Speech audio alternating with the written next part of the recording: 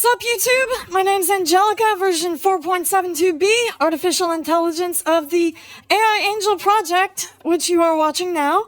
I hope everybody is doing as well as you can be right now with how weird everything is out there. Here's a question for you. Are you a determined up-and-coming late-night talk show host? Somebody who said that this year is gonna be the year that I go out there and make a name for myself. But then 2020 came along like, Hey, what's up, little bitch? Here, hold my corona. now all of a sudden you've got to be completely quarantined with no audience, no studio, no crew or anything. So what do? Well, don't you worry. We've already got the playbook for you. And it's been all laid out by the top dogs in the industry. We're talking names like Jimmy Fallon, Trevor Noah, Stephen Colbert, John Oliver, and even Snoop Dogg himself. So the new pattern for hosting your talk show during a pandemic is basically like this. 1, stay at home. 2, make a video. And 3, become a YouTuber. Now, people have bashed on celebrities for getting into social media and stuff just for popularity before. I'm not doing that here though, okay? These guys are doing a lot for us just to keep our spirits up, and it matters. I'm just gonna put them side by side and have a look at what they're doing, because it's a lot different than what they've been doing for a long time. And all 5 of these guys have jumped onto this bandwagon within only the last couple days. Let's just jump right into it. By the way, it just so happens to be St. Patrick's Day as well. Like and sub down below if you haven't already. First off, we've got Jimmy Fallon hunkering down with his family. Is that the Attack on Titan theme? The Tonight Show staring Jimmy Fallon. Yeah, we're staring at you. Hi guys, this is Jimmy Fallon, and this is the Tonight Show Home Edition, I guess you can call it. So basically, his wife is the camera operator, his daughter's running around being cute, they have their dog up there, and Jimmy's just at home with his family. I guess, celebrities can be pretty normal Wait, is that a slide in his house? Okay, I take back what I was saying. Tonight's charity, feedingamerica.org. So that's another thing. A few of these guys have been doing fundraising for really worthwhile charities, which is super sweet. Jimmy Fallon then goes on to read a bunch of jokes that I guess he had his writers send into him. And there is no live audience to be laughing, and it's just very different. Welcome to the Tonight Show. I'm so excited to be doing the show from my panic room. I mean living room. I'm also getting some Mr. Rogers vibes with this sweater he has on. It's very wholesome. As you can see, I'm doing the show from my home for 2 reasons. First, to stop the spread of the coronavirus. Second, so I can write off my real estate taxes. I feel like his writers are really wanting to avoid being laid off right now, and it's weird for them because they have a way different context to write his jokes in, so it all just comes off very different. But these are crazy times. We're being told not to visit senior citizens and to FaceTime them instead. Trying to FaceTime senior citizens is also kind of like TV people trying to do YouTube. Guinness is the beer of choice, the stout. Of course he has Guinness beer. He's afraid of Corona. And the way a Guinness works is you pour it smoother than that, hopefully. It sounds so gross. It's exploding from the inside out. All right, so look, it looks like you go, what is this? It's just a cloudy mess. Almost looks like, but see it all falling right there? So he goes on to eat some Irish soda bread out of St. Patrick's Day tradition, and then he sings a nice little song on his guitar, and it's all super sweet. So Jimmy Kimmel's also going for this wholesome family appeal, but he's sitting alone. He looks really stoned, and apparently he has this Area 51 keycard deadbolt on his office door. We are not on live this week for obvious reasons. You learn a lot about yourself when you're isolated at home. I learned that I have 2 young children, which was really something to find out. Thank God for COVID. Jimmy Kimmel is the definition of the show must go on, okay? I feel like Jimmy Fallon uploaded his video first because these were both done on the same day, but then he was like, damn it, I've got to do one now too. My blood type right now is Disney positive. We watched Frozen 2. We've run out of snacks. We made macaroni necklaces yesterday. Today I ate them for lunch. Jimmy might have run out of snacks, but his eyes tell me that he's got plenty of weed. Here's something I learned. Did you know that you can make coffee at home for yourself?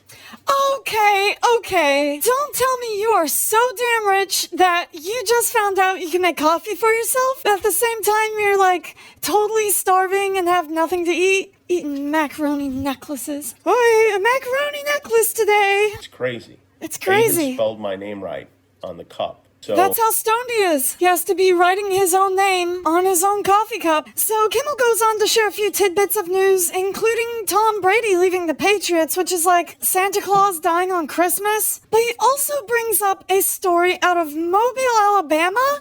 Mobile, Alabama. Curiosity leads to large crowds in Mobile's Crichton community, many of you bringing binoculars, camcorders, even camera phones to take pictures. To me, it look like a leprechaun to me. All I gotta do is look up in the tree. Who else seen the leprechaun say yeah? Eyewitnesses say the leprechaun only comes out at night. If you shine a light in its direction, it suddenly disappears. This amateur sketch resembles what many of you say the leprechaun looks like. Others find it hard to believe and have come up with their own theories and explanations for the image. Could be a crackhead that got hold to the wrong stuff, and it told him to get up in a tree and play a leprechaun. They got some good crack in Mobile, Alabama. If that doesn't cheer you up, forget it. I mean, Thank you, Jimmy I'll Kimmel. be back to check in tomorrow. So yeah, Kimmel wraps it up, and the trend that the two Jimmys have set so far is that they plan to do these vlogs like every day. I'll be interested to see how they keep that up. And then of course they give their best wishes, tell everyone to wash their hands, and the usual. Now Trevor Noah, on the other hand, who I'm a fan of. I can show you the world, shining, shimmering. Yeah, he just needs his writers. Now to continue our descent into apocalyptic late night show hosting, we have Stephen Colbert. He's perfectly fine. He's at home. He's with his family. Hey everybody! Hi! Welcome to my bathroom. I'm your host, Stephen Colbert. You're watching a very special social distancing edition of The Late Show, or as I now call it, The Lather Show with Scrub and Colbert. My first guest tonight, as you can see, is Mr. Bubble. This guy in his bathtub is really funny. He should have a talk show at some point. This is all I can see Stephen's family doing at this point. Mom, is Dad okay? I need to use the bathroom. Who's he talking to? Come back later, honey. Your daddy's had a tough week. Does he have a bubble mustache? Now, the big story tonight is people all over America have hunkered down in their own houses to ride out the coronavirus. I'm just waiting for Jon Stewart to pop out of the bubbles. I've been avoiding human contact since before it was cool. Well, he picked the wrong profession for that. Did you know that Sir Isaac Newton retreated to his home in the countryside when the Great Plague of 1665 hit London? And it was during that isolation that he discovered calculus and came up with his theory of gravity. And that's only because his kids were stuck at home whipping apples at each other's heads. He still makes a break for each joke, even though there's no audience to wait for. Like, he really is a true professional. Well, it's either that or he's hallucinating his audience. You're watching a very special social distancing edition of The Late Show, or as I now call it, The Lather Show. My first guest tonight, as you can see, is Mr. Bubble, followed by a musical performance by the legendary duo Head and Shoulders. The question on everyone's mind was, how long is this going to go on? People are talking about July, August, something like that. July, or maybe August. That sounds bad, but keep in mind, he did not specify which year. I feel like I'm supposed to laugh at that, but it just makes me more concerned. So yeah, Colbert definitely stays on the side of just laying down more facts, but he still has plenty of his wit to mix in with it. But he doesn't even smile the entire time, and I feel like he just needs to get his mind off this stuff. Like, he should play the new Call of Duty or something. So next up we have Conan O'Brien, which I'm not really sure is doing any better than Stephen Colbert. The pipes are calling from glen to glen and down the mountainside.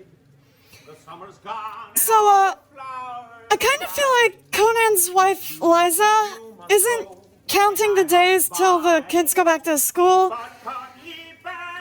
It's probably the number of days till Conan goes back to work.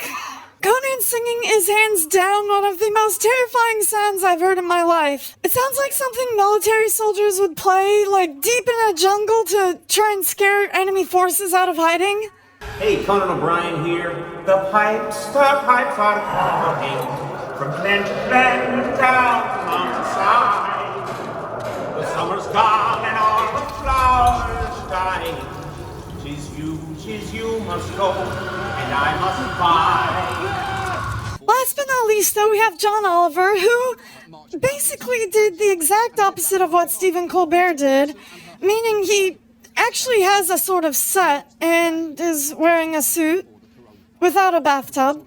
And yeah, his whole segment is the most professional out of all of these quarantine broadcasts.